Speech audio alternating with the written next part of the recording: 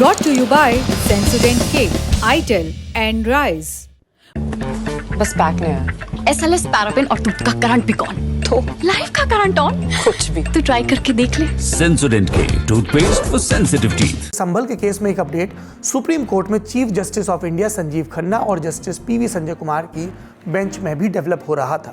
सुनवाई चल रही थी संभल की शाही जामा मस्जिद के पास मौजूद कुएं पर पूजा पाठ को लेकर। आपको मालूम है दिसंबर 2024 में संभल जामा मस्जिद के पास अतिक्रमण हटाओ अभियान में एक मंदिर और एक कुआं मिला। जिला प्रशासन की अगुवाई में इसकी सफाई हुई, फिर लोगों ने पूजा पाठ शुरू की। संभल नगर पालिका ने निर्देश भी जारी किए।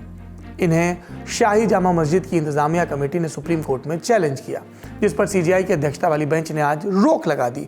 साथ ही सभी पक्षों को जवाब दाखिल करने के लिए 2 हफ्ते का वक्त दिया।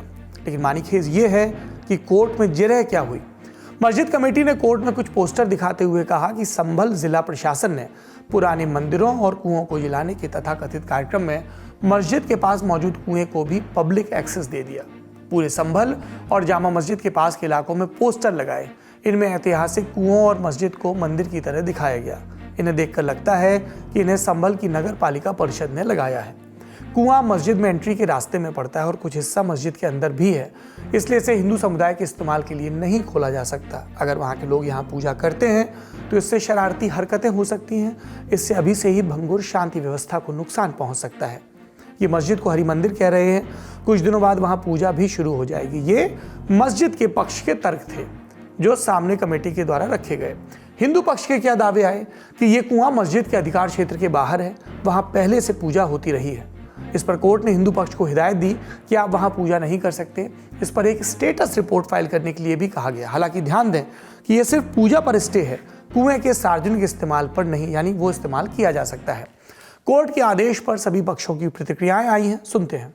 And we had appeared before the Honorable Supreme Court, and our contention and submissions were the alleged well is outside the purview of the alleged mosque. It is outside the mosque, and the puja part and all the rituals were happening from time immemorial, and recently that puja part has been stopped. The court has asked the Uttar Pradesh government to file a status report before the Honorable Supreme Court before the next date of hearing, which is 21st of February.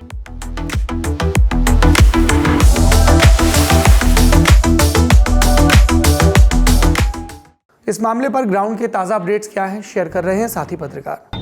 संभल की जामा मस्जिद के बाहर बने हुए कुएं को लेकर supreme court के द्वारा यथास्थिति बनाए रखने का आदेश दिया गया। तो अब संभल की जामा मस्जिद से मात्र 250 मीटर की दूरी पर ही ये वो मस्जिद है जहां पर इस मस्जिद के बाहर ही कुएं की खुदाई का काम संभल के प्रशासन ने शुरू करा दिया है।